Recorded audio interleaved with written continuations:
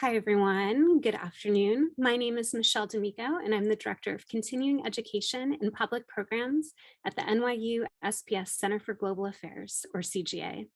I'd like to thank you all for joining us today and provide a quick introduction to who we are for those of you who are new to our community. Since its founding, our goal at the Center for Global Affairs has been to prepare global citizens to make a positive impact in the world. We do this through a variety of activities, including our 2 graduate programs, an MS in Global Affairs, and a recently launched MS in Global Conflict Security and Cybercrime. We also offer a wide variety of professional and personal enrichment continuing education courses in the areas of global affairs and fundraising, and this includes several professional certificates. And of course, we offer free public events such as this that expand upon the critical issues and timely topics that we cover in our classrooms. We are really excited today to talk to you about career opportunities in the critical and growing field of clean energy and sustainability.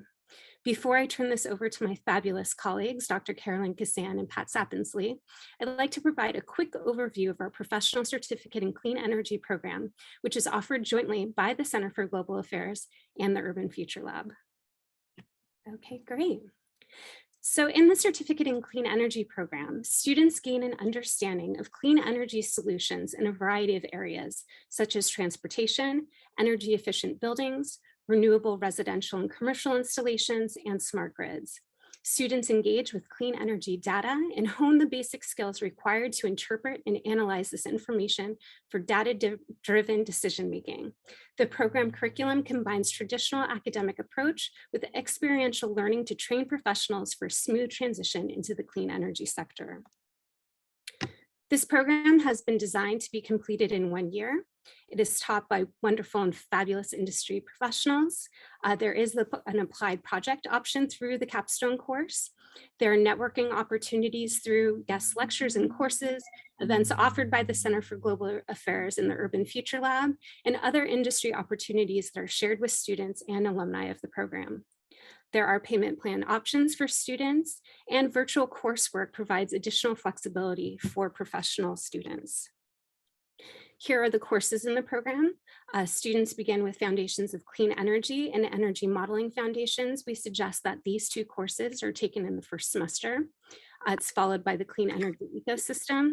And then finally, in the final semester, we recommend that students take Analytics for Energy Professionals and a Clean Energy Capstone. Now, this Clean Energy Capstone program is that applied project that I mentioned earlier.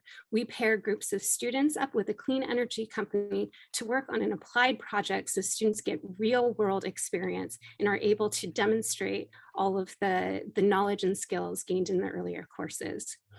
So as I mentioned, we'll send out information to all participants after this, so please feel free to reach out with any questions you may have. And now, without further ado, I'd like to turn this over to Pat Sapinsley and Dr. Carolyn Kissane. Thank you so much, Michelle. It is great to, really wonderful to be here, and I'm delighted to be in conversation with Pat. I am a huge fan of her work, as well as the, really tremendous work that comes out of the NYU Urban Future Lab, for which she's been leading for many years. A lot of startups, many of them have become very big companies and very important companies in the clean energy space, have come out of the Urban Future Lab. And it's been an honor and a real privilege to be able to partner with them on the Clean Energy Certificate. So thank you. So we're here today to talk about impactful careers. And it's a really incredibly exciting time to be working in energy, to be working in areas of decarbonization. As I'm sure many, if not everyone that's on this call knows, this is a very historic time in the United States after the most recent passing of the Inflation Reduction Act, which it took us a little bit of time, right, Pat? It didn't come easy. There was a lot of, there was a little bit of hit or miss, whether or not we were going to get to having this become legislation as it now is. But it does include over, I think the number is 369 billion of investment in clean energy and in decarbonization, and it's very much framed under energy security, which is also, I think, very unique and important for this type of legislation. So I'm really delighted to have the opportunity to talk to you in terms of where you see the new opportunities emerging, what you see in terms of the landscape for clean energy jobs, and also some of the companies that you're working with that you see as being potentially transformational in the clean energy space. So thank you so very much for being with us. Thank you, Carolyn and Michelle. I can't tell you what a pleasure it is to work with you two and your team on this program, which we used to call the Clean Start, but now that was only a one-semester program. The program has now grown and gotten a little bit more in depth, and I think that's wonderful. 20 years ago, I made the transition from being an architect to being in the clean energy space, and that transition was fairly natural through building energy efficiency, which became a big interest of mine, leading to a greater interest in the climate problem and solutions to the climate problem. There was no such course available then. I had to learn it all on my own. So this is a terrific opportunity. I hope many of you will take advantage of this course. Before I jump into the IRA and the job opportunities that are offered through that legislation, I should tell you a little bit about what the Urban Future Lab is and what we do there. We help young companies that have innovative solutions to climate change to scale up. These young companies are not necessarily NYU student-led companies, although they can be. They have to have been in business for a period of time, enough time to have top-line revenue. And then we help them to scale up. And we do that by making introductions for them to channel to market partners, to customers, to sources of funding, which might be VCs or non-dilutive funding. That means grants. We have a graphic designer on staff. We have a lawyer who comes in once a month, an accountant who comes in once a month. We have meetings with our companies once a month to say, where are you? Where do you need to be? How can we help you get there? So it's a kind of bespoke, all hands on deck effort to help these companies to scale. And they do scale. And as participants in this program, if you are to do a capstone project, it's most likely to be with one of those companies. So that's what we do. About this new legislation, very exciting. As Carolyn said, we all thought it was dead and it came back to life, and everyone in this industry is insanely happy. People have come to me saying, are you disappointed that it wasn't hundreds of billions of dollars? I'm not disappointed at all. This is excellent. I've just looked for your benefit. I looked online. I have to read these numbers because I don't have such a great head for figures. This bill alone will bring 9 million jobs in 10 years, according to a recent study this week coming out of the University of Massachusetts at Amherst. 5 million of those jobs will be directly in the energy sector, generating and transmitting energy. Clean manufacturing will be 900,000 jobs. Clean transportation will be 400,000 jobs. Energy efficiency in building will be 900,000 jobs. Environmental justice, 150,000 jobs. Nature-based solutions will be 600,000 jobs. That's enormous. When you see a sector of the economy that's so well defined, so poised for growth, it's definitely time to go get a certificate of that and learn how to be part of that solution. It also, I have to tell you, working in this sector is wonderful from a sort of a selfish point of view. I get to go home every night knowing that I'm making a difference. And I think especially for career changers who could be architects like I was, lawyers, accountants, you might be a little bored at what you're doing. I think my work had gotten a little repetitive after being an architect for so many years. And this makes you feel not bored at all. Every day is exciting. We're working with these young startups who are working on such amazing solutions. To give you examples of a few of them. I was just at a ribbon cutting for something called 9.Energy. And by the way, you can see all of these companies on our website, which is ufl.nyc. 9.Energy is a great example of how attractive New York is, even before this legislation. New York and California, and believe it or not, Texas, have been ahead of the curve on creating jobs in these industries. 9. Was founded by 2 individuals, one of whom came from the solar industry in California, and the other of whom came from a policy background in Washington, DC. And they invented something called community batteries. You might have heard of community solar. We have a couple of those companies. I can tell you about that in a minute. But by creating 9.Energy, these 2 have been able to deploy very large scale batteries. The first installation that had the ribbon cutting last week is in the Bronx. It allows subscribers, who are generally local businesses, to sign up to draw energy off of these giant batteries. And the batteries charge up at night off of the grid. There is also a large solar array done by another of our companies. These batteries will hold the energy. You know, energy has to be consumed as soon as it's produced, if not for batteries. That's a real problem for renewables, obviously. This way they can store the energy and use it when there are very high prices for commercial entities because of high demand in the middle of the day when it's very hot and everyone's air conditioners are on. Commercial prices skyrocket. Those commercial entities can draw off of these batteries, not only reducing their costs, but also helping the grid, which has a hard time managing loads at that hour.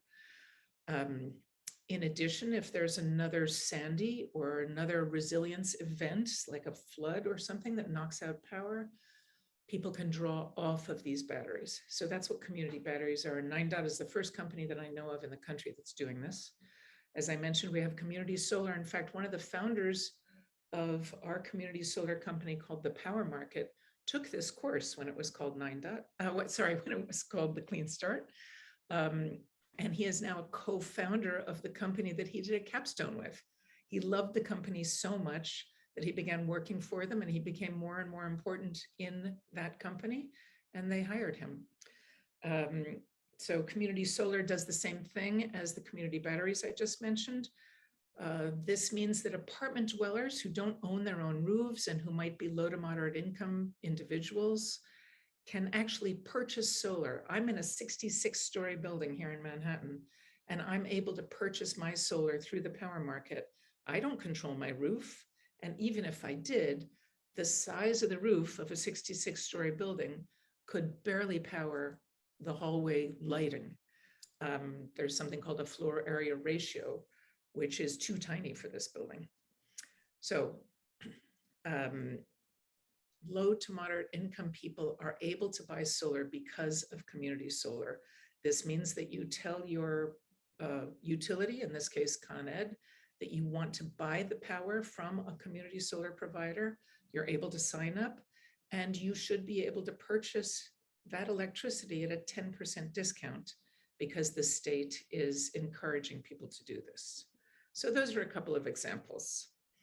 So fantastic. It's so fantastic and really exciting. I mean, in terms of when you were giving those numbers, in terms of the projection for new jobs, it's kind of like stop and hear those numbers. I mean, those are extraordinary numbers for what we are seeing and will see in terms of growth in the clean energy space. And it's really, really exciting. And it was interesting as you were talking about your own background as an architect moving into the clean energy space. I think something that is also important for those that are on the call to sort of think about is that can be a great supplement to your whatever you're doing. If you're in banking, if you're in architecture, you're an engineer, to marry the clean energy certificate, I think is it's a great upskilling in terms of giving you the opportunity to work more directly in the clean energy space, which is yeah, I agree with you. Like, I get so much pleasure every day out of the work that I do, working with students, sort of very much being about solutions and thinking about both, opportunities today as well as opportunities that are really being created every day for a much cleaner, much more decarbonized. Part of the IRA is to be 40%, reduce carbon emissions by 40% in the United States by 2040. And I think, sitting here, I'm in my office at the Center for Global Affairs. I think what's also really, interesting and exciting about this is that it's also a competitive type of legislation for the United States. You talked about, batteries. This is, built into the IRA is also a lot of new investments in making the United States much more competitive in battery production, solar, the production of wind turbines, right? To really make the United States a clean energy manufacturing hub, so that we decrease some of the dependencies that have developed over the years. So Pat, when you think about the people that you work with and what you see for the future, what are some of the top, if you say like the top 3 skills or top 3 things that people should be thinking about as they consider a career in clean energy? So I think certainly one of them is job satisfaction, as we both just mentioned. Nobody wants to sit at their desk and get tired of what they're doing, especially these career changers who are mid-career and they might be getting to that point.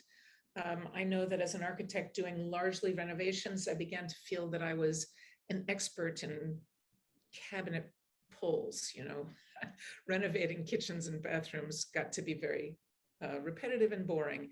And coming into this sector is, a shot in the arm for your life. It's just a wonderful new thing to do. I think any skills that you currently have can be nurtured and expanded by a program like this. For instance, I might have known about building energy efficiency when I came in, but this course would help, an example architect to learn about how energy is traded, what project finance is, what some of the policy issues are. So you're going to be broadening your knowledge by coming into a course like this and preparing for a career. So I might have lost the thread of your question, Carolyn. No, absolutely. I mean, I think the idea of satisfaction, the idea of, the skills that are learned through the certificate are so critical, or so important, both for, jobs in the clean energy space, but even as, if you're an architect, if you're working in banking, for example, to understand the dramatic changes that are taking place, that that we're witnessing, and we will witness in a much greater magnitude in the years ahead. As you were speaking and talking about sort of satisfaction, one of my favorite parts of the certificate program are the capstones, and I always love to go to the capstone presentations and see the students from the certificate program that are matched with companies, some of the startups from UFL, and sort of see what transpires over the course of this, this time that they are working so closely with a company, and then they get to, present their capstone. And you gave the example of someone who is now working for the company that he was assigned under the capstone for the clean energy certificate. So those types of, I think, kind of what seems almost serendipitous in hindsight, but really exciting opportunities for for people here. And I'd like to, maybe if we could sort of focus here on New York, right? I mean, we're both sitting in New York City. New York City has, as you pointed out, New York is one of the sort of the top states in terms of being very ambitious, both with their targets and what they are already doing. We have Local Law 97 here in New York City, so around buildings and efficiencies and reducing carbon emissions and the overall sort of built environment carbon footprint. Where do you see some kind of exciting developments in the clean energy space, sort of more locally here in New York? Yeah, we're seeing a lot of opportunity in New York, and it's a little bit more mature than these impacts that are going to be felt from the IRA, because this has already started. Right. Local Law 97, if you don't know about it, is a law passed by the City Council requiring buildings to go on a little bit of a fossil fuel diet. Each building is assigned according to its type and its fuel, a certain amount of CO2 emissions every year that they may not exceed. And that amount of emissions will ratchet down every year, starting in 2024 when the law goes into effect. This is kind of terrifying to building owners. So there is a lot of work that has to happen now to make those buildings more energy efficient right away and to move towards electrification. So there will be, I think Urban Green Council said that there would be over 200,000 jobs created by that bill alone in New York City alone. And then we're also seeing, like the manufacturing aspects of the IRA, we're seeing encouragement for manufacturing upstate. We have 2 companies in the incubator now that are building new factories upstate. One is called Zinc 8. It is a new kind of battery that's made with zinc and air and is non-flammable and modular. They will be building, and we of course helped them to find a site upstate. We got Senator Schumer involved. We got the local Chamber of Commerce upstate involved at the town that they're building in. So not all of that has been signed and sealed, so I won't tell you too much about what location it is, but they will be building a factory upstate, and that will be creating manufacturing jobs. And we also have this crazy exciting company that I know Carolyn loves called Air Company. Air Company, I believe, participated in the capstone last year and also took on some high school students. This is a company that is converting CO2 into alcohols, and their first products are high-value end products such as vodka and perfume, but their target product will have a much larger effect, and that would be sustainable aviation fuel. So they are building their 3rd factory now, and that one will be upstate, and it will benefit from a lot of these incentives that are New York State incentives as well as the federal incentives. And that team is fun to work with. They like to have a good time. They like to have a good time while being incredibly satisfied with the fact that what they're doing and what they're contributing is deeply meaningful, right? Yeah, you saw that my reaction, I was about to jump up and down, like I'm a big fan of the company. But I also, when I think about that company in terms of how they have launched and where they're going, right? So as you pointed out, the carbon conversion to alcohol, so these higher end products, but then really going into sustainable aviation fuel. So this kind of iterative pathway that is, bringing them much deeper into these larger decarbonization efforts that are underway. And that's, I think, Pat, I've been a huge fan of the Urban Future Labs since it launched at NYU. I think it was one of the big wins for NYU to sort of recognize this as a really critical area. Not just for university investment, but really having the university's footprint in this space. And the companies and the creativity and the innovation that that you see, right, that starts out sort of maybe as a little, might sound pie in the sky to people that are not familiar with these clean technologies or these new ways of sort of thinking in the space, but then become much more important. I'm thinking of a former faculty member from the Clean Start program who launched HEVO, and he taught in the program, and then I think there were capstones with the program, but now this is wireless charging for electric vehicles. Electric vehicles are also really, really critical for decarbonization moving forward. Also has received a lot of attention in the Inflation Reduction Act, a lot of incentives and rebates for greater adoption of EVs. But that's a company, again, that launched out of, that got launched out of UFL, is that correct? Yep, that is correct. And Jeremy slept under his desk for the first year.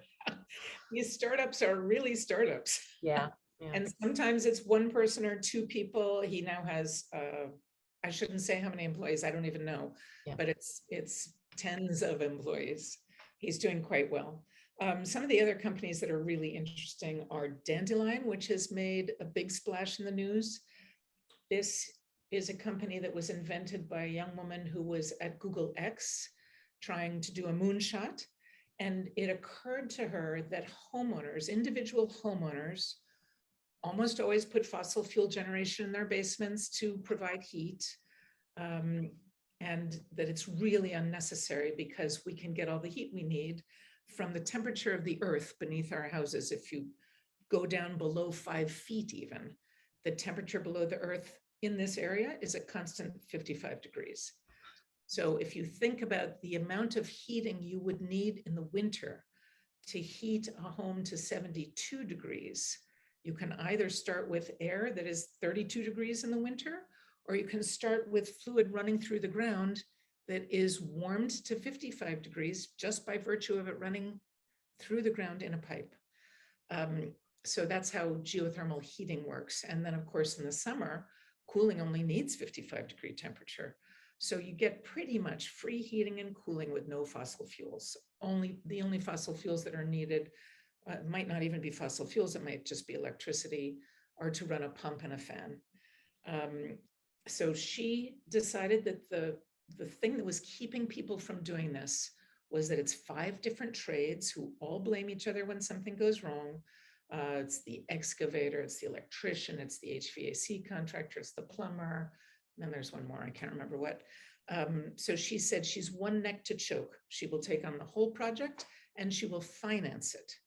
And by financing it, instead of paying $30,000 up front to install this beast, she charges her customers starting at $250 a month, 12 months a year. So that's a much easier bill to swallow, and many more customers are doing this now. That company is called Dandelion. They graduated, they grew from 6 people to 20 people in about 9 months. And I think they took on some capstone students of yours as well. There's another one that does that on a larger scale called Diverso. Diverso does this for buildings that are 50 stories or so, big commercial buildings, big apartment buildings. They have many installations, close to 100 installations, I believe, in Canada. And they're doing ground source loops similar to what Kathy was doing for Dandelion, but for large buildings. And they are a utility. They actually sell BTUs to the buildings. They'll drill into the ground adjacent to your building. They will own the loops that are in the ground, and they will sell you BTUs. So both of these are interesting business model innovations. So yes, we need people from the business world. We need people from the finance world. We need people who are engineers.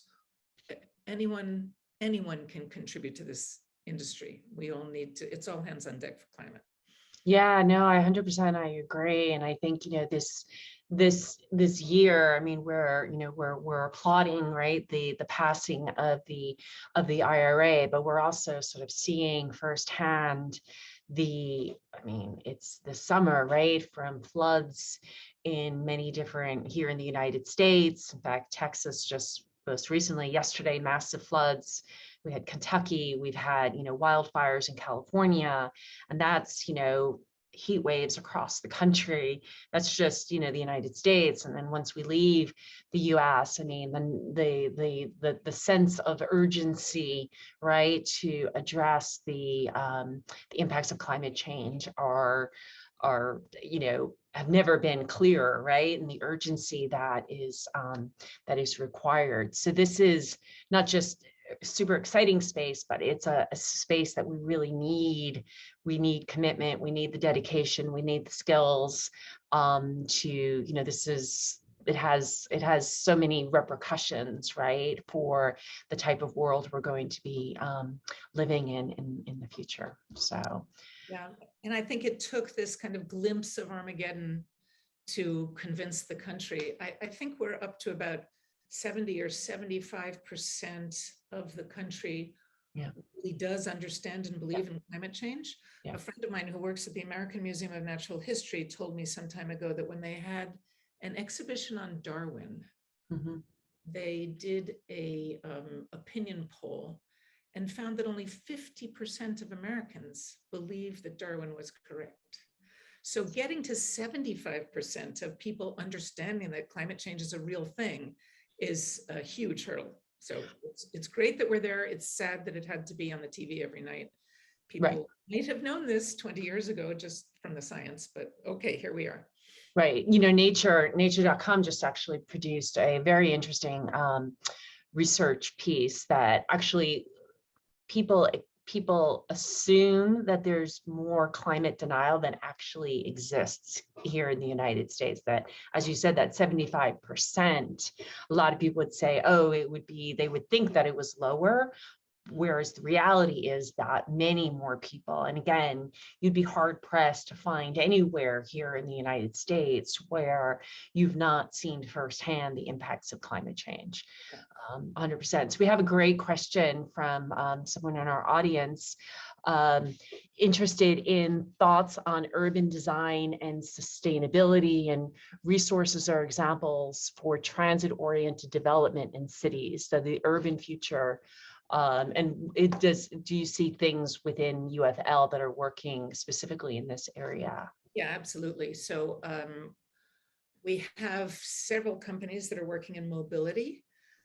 We have a terrific company led by the nephew of some Nigerian immigrants who started a van service in the outer boroughs who are not well served by public transit. They have put in their own lines of these white dollar vans that pick up passengers and take them to transit hubs like the Atlantic Station in Brooklyn, for instance. In the past, those drivers were subject to being robbed because it was $1 and people would give them $1. And now Suleiman Sani, the entrepreneur here, has created an app so that his uncles and all the other van drivers can use an app now, which optimizes the, what's it called? The pathways that they take, the routes that these dollar vans drive. They can figure out by using the app how many people are waiting for vans in what location, so they can modify their routes to pick up more people and to have that be the route in the future. They also don't get robbed because they're telephone payments. And he is now applying for a NYSERDA grant to electrify the vans. So, this kind of mobility venture is very much needed in the city. If you read, I'm reading the Robert Moses book now, which is much too long. I don't recommend you read it.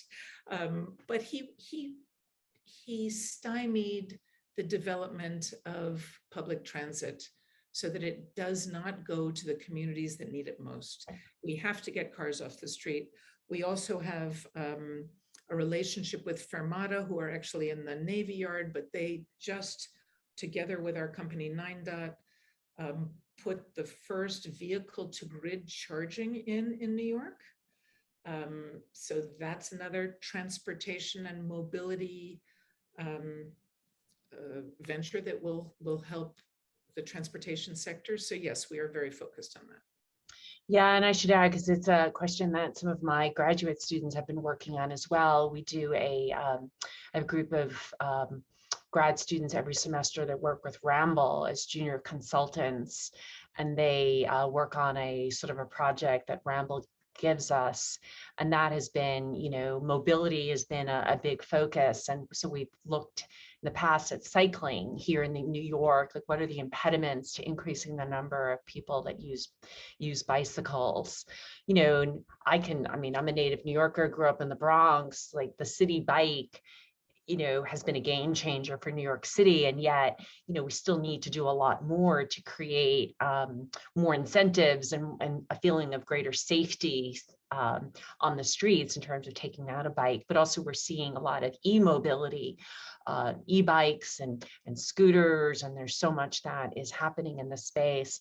And it's interesting because when I think about Copenhagen, when you go to Copenhagen, you see a city that has, feels so designed for cycling, but it's been a process. Like, they didn't happen overnight. There were policies that had to be put in place to really move forward with creating this cycling culture and making it easier and creating greater incentives. So now when you go to Copenhagen, you feel like, oh my God, everyone rides a bicycle, and almost everyone does, but that is the product of a lot of policies over the last 2 decades. And I think that's important for a city like New York or other cities to say that we don't have to stick with the status quo in terms of what our mobility situation looks like now. We can really be very forward thinking with the right policies and the right practices getting put into place. So there's another question, which is definitely a question that I am I've been looking at, and I know that students at the CGA are looking at very closely. It's part of my syllabus for the fall: energy, environment, resource security. But what are the environmental implications of the minerals needed for batteries? So, Pat, do you have any comments on that question? Yes, I do. So this was also addressed by the IRA. This bill was very well researched. Yeah. The minerals that go into batteries are problematic, and they are sourced from problematic countries now with problematic political practices and mining practices. Cobalt is being mined in the Congo by children. People are digging under their own homes with their bare hands. It's crazy. It's got to stop. I'm not going to be able to explain it well because I don't understand it fully, but in the electric vehicle battery incentives, over a short number of years, more and more of the minerals must come from nations. It might be the most favored nation status. I'm not sure exactly what it is, but calling it friendshoring. Yes, that's what Janet Yellen has called it, friendshoring. Yes, friendshoring. So maybe I should let you explain it because you know it better than I do. But we will be sourcing more responsibly for these minerals. We do have to do this, but these minerals can be mined from countries that put in correct environmental protections and that have political regimes that are not so oppressive. Yeah, no, 100%. I absolutely agree with you. And I think it is an interesting part of the IRA, right? That it's, I think it's part of that, what I mentioned earlier about competitiveness. I think there was this kind of very real wake-up call here in the United States, especially over the last 12 months, that as we, commit to being cleaner, as we commit to decarbonization, we suddenly recognize that a lot of those technologies, we are dependent on other countries, China being one of them, right? China is a very big processor of critical minerals. About 80%, 85% of the critical minerals are processed. Not all mined by China, but many Chinese companies are in fact producing critical minerals and then are than are processed by China. So the IRA actually addresses this to kind of incentivize even more mining here in the United States, which is going to be very interesting to see how that plays out over the years, but to also sort of, as Pat pointed out, to sort of look to countries that have in place more cleaner, more sustainable, more better practices around the mining and the processing of critical minerals. Canada being, of course, one country, which is, our neighbor to the north, which is a, very rich in natural resources, very rich also in critical minerals. I think this is it's a very tough issue. It doesn't, it's very hard to get people comfortable with mining, even though it's I think it's important that we recognize that it is a part of decarbonization, because many of these technologies require access to critical minerals, few of which we produce domestically. We did, Biden signed the Defense Production Act specifically around critical minerals. That was done in the spring. But we are way far behind in terms of where we need to be. So there's going to be, I think it's an area to watch. I think there'll be some controversies to watch as we move this forward, but it is very, very important. Let me just add, Carolyn, sorry. At the Urban Future Lab, we have several battery technologies, and only one of them is lithium ion, okay, which requires cobalt and many of these other minerals. We have, as I mentioned, a zinc air battery company at the Greentown Labs, with whom we work on many programs. Form Energy has developed a really brilliant iron air battery. We have a thermal battery company. So for applications such as the grid, where weight is not a big consideration, we will be able to use much safer minerals. So that should be kept in mind, because it's not only EVs, which have to have very lightweight batteries.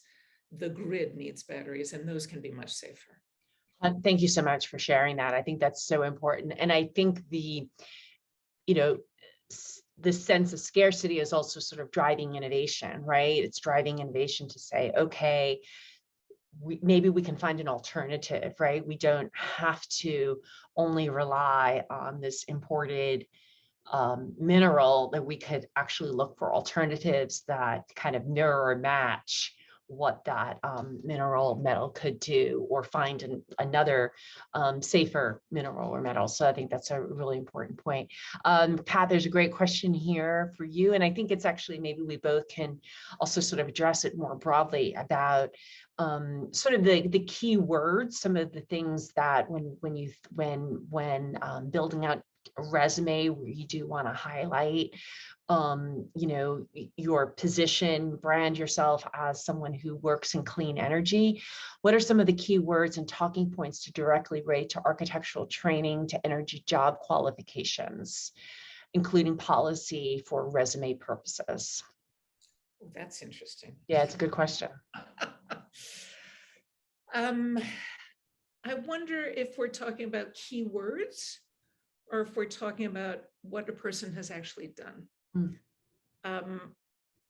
I find that much of my volunteer work has been extremely useful to me as I do professional development. And when I'm reviewing resumes, I look at people's volunteer work. So if you're in an architecture firm and that firm is not so focused on sustainability, then you could perhaps join the Committee on the Environment at the AIA, or attend things at Building Energy Exchange or Urban Green, and put that stuff on your resume. I think that would draw an employer's eye to your interest, even if you're not able to put it in practice at your paying job. There are also continuing education credits in addition to this course that you can take at your leisure just by reading online, that would begin to boost your knowledge so that it's not just putting the word on your resume, it's actually learning the stuff. And of course, the best way to do that would be to take a course like this. Right. So we'll say that the certificate is a great way to kind of, get your kind of understand. These are the ideas that it's very much to sort of launch people into the clean energy space across a spectrum of different sort of, jobs and sectors. So yes, the certificate is a great place to start. And just in addition to, as Pat pointed out, volunteer, looking at what you do. I mean, there are some, energy finance is important, kind of understanding markets. Again, this is, the question is specific to architecture. But beyond that, I think outside of that, having an understanding of energy markets, finance, depending on which sort of area you're really keen to go into. New issues, I would say, also for architects, energy efficiency and understanding, where there are specific efficiency gains, issues around zero carbon, net neutral, these types of things that are, being terms that are widely used now, but, making sense of them in the context of what you bring to a company or an organization, I think is a really important place to start. We have another question specific to the IRA. How will the IRA and broader job growth continue to grow in clean energy at the same time that financing often requires PPAs rather than traditional big bank financing? And will the IRA and more traditional financing also promote job growth? So financing, PPAs are a great example of how innovative finance products blew open the solar market. There was no solar market until power purchase agreements came along. And the same is true, as I said, for Dandelion and for Diverso. If you can move that upfront capital cost to some kind of a financing mechanism, you will create more demand, because first cost often stymies demand. We have been struggling is the wrong word. We are doing the research now to figure out a program that we can offer for startups working in new climate finance business model innovation technologies. These might be apps that allow the banks to move money out the door under those huge $200, $500 million marks where they make money.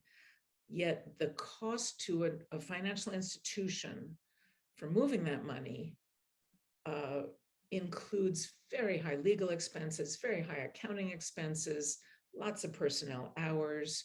If we could somehow automate all of that with some kind of an app, they might be able to move smaller amounts of money more frequently, and that would also enrich the climate sector. We need to get more financing dollars into the climate sector at lower amounts. I have companies that need not 100 million or 500 million at a time. I have companies that need 10 million, 20 million, 50 million to build a pilot plant. And it's very hard for the financial institutions to fund those efforts because the cost of doing the deal is very high. The cost of doing a $1 million deal is the same as the cost of doing a $100 million deal. So we have to solve that. And we will be doing a program together with our friends at Greentown Labs in Boston to help young companies who are addressing exactly that issue. Excellent. Yeah, Greentown Labs are doing some really great, really quite fantastic work. Yeah, and I think it's really, what you highlighted. I think there's, through the IRA, but also through these, I think we're coming up with a ton of new iterations around financing models, right? Both, smaller funds that really want to be in this space, that really want to put themselves forward as financing smart climate tech, financing smart new energy technologies, that are going to be, that represent innovations for the future. So I'm seeing in the funding space, like a lot of new types of models that are coming forward, right? So it's not just the very big financial institutions, but, smaller VC funds, smaller funds that are sort of really dedicating themselves to sort of climate, dedicating themselves to being in the clean energy space. And I think something that I think is really important, and I know that, Pat and I have kind of lived through it, but when I think back to like 2006, 2007, when still like solar, wind, very nascent, and the argument was they're too expensive. It's not, there were so many obstacles to adoption. Now it's 2022, and, we see how the growth of solar is just like, it's quite extraordinary, not just here in the United States, but globally, and how the price of solar has just like dramatically fallen. The same with wind. It was always like, oh, well, natural gas and coal will always be cheaper, but that's not the case, right? So I think it's also important to highlight some of the things that seem really challenging today. We have to sort of remember that, in 5-10 years, given the amount of energy and funding that's going into the space, it's going to be look very, very different. Yeah, that is so true, Carolyn. I'm always frustrated when I see studies put out by the big organizations that do these studies, who look to the past and say, this is what has happened, and this is very expensive. So we're now doing a clean hydrogen program, and people are saying to me, hydrogen will never be $1 a kilogram. And I'm saying, don't you see what happened to solar? Don't you see what happened to LEDs? I remember in 2005 or 6 working on LEDs, and it was $100 for one lamp, one light bulb. And then the Department of Energy launched a challenge for a $10 light bulb with $1 million prize. And suddenly there were 3 companies that could make LED lamps for $10. And now they're, $2 or $1. And the same has happened in solar. And a lot of this is that the Department of Energy and some of the other policymakers and incentive providers have gotten very smart at how to intelligently design a competition to help these things to happen. And we're now working on our hydrogen program with EPRI, Electric Power Research Institute, and Shell, who are very motivated to bring the cost of hydrogen down because they're worried about what might happen in gas. So we're going to get there. You just can't look backwards. You have to look forwards. Research is always backward facing. That frustrates me. Yeah, no, I agree with you. And it's also, having, I teach the geopolitics of energy, my students take a deep dive into, and they look at, some of the big traditional oil and gas companies, right? But many of those oil and gas companies no longer look like those traditional oil and gas companies because they see the writing on the wall, right? Their investments in new innovative technologies, their investments in hydrogen, right? I think being one really big example, I think is really important, very, very important to highlight. So yeah, hydrogen is, wherever you look, I'm reading a new study on the future of hydrogen. And again, as you point out, many of the naysayers, I'd say, be careful, right? We have great examples of, people who were very wrong, about the future of wind and solar and so many other things that are now, kind of givens in our energy landscape. So maybe when you think about the next 5-10 years, what are some, I know you're a very positive person, and the work that you're doing supporting young companies as they get launched. But what's your vision for the next, maybe you don't have to go 10 years out, but maybe 5 years? Well, there will be new technologies I haven't even thought of. Yeah, right. But we are making big strides now in many different types of storage. I won't even use the word batteries. I'll use the word storage. Transmission we have to solve the transmission nut. And that is largely political, not technological. NIMBYism is a big problem. You have probably read the book about Mike Skelly. Was it called Superpower? Yeah, by Russell Gold, right? Russell Gold. Fabulous book. Everybody listening to this should read it because it goes over the impediments, the sort of soft barriers that are not technical barriers. They are interconnection barriers, they are NIMBY barriers, they are political will.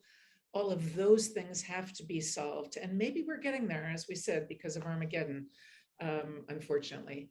I'm also looking at hydrogen as an interesting technology to follow. And we're doing a lot of work in what we're calling carbon to value. That is the capturing of carbon and then converting it into useful end products. And by the way, the benefits of the 45Q tax credit in this new bill are, we call our program carbon to value. And we used to wonder, where the hell is the value? Well, now we found the value. People will get paid to do this. And we need, in addition to stopping the emission of new CO2, methane, and other emissions, we also have to pull back the emissions that we've been putting out over the last 250 years. So carbon capture is necessary, and it is now going to be compensated for. So that's a very good thing. 100%. I'm totally in agreement with you there. I was excited to see that received attention and it's receiving funding, because I do think it's a critical part of how we decarbonize. It's also a critical part of sort of, as you said, carbon to value, right? How do you utilize it, right? Building it, making it into cement, right? There's so many different ways, right? We gave the example earlier of Air Company, the carbon conversion to alcohol, but probably in a short amount of time to sustainable aviation. Well, I just want to thank you so much, Pat, for taking the time to sit down with me. As always, I really have to say I'm such a big fan of yours and everything that you do at the Urban Future Lab.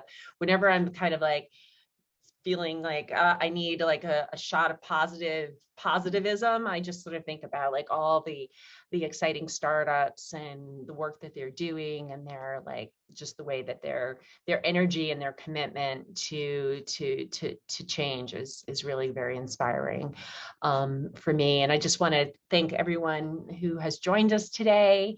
If you started out the hour on the fence about doing our certificate in clean energy, I hope that you feel really excited about registering.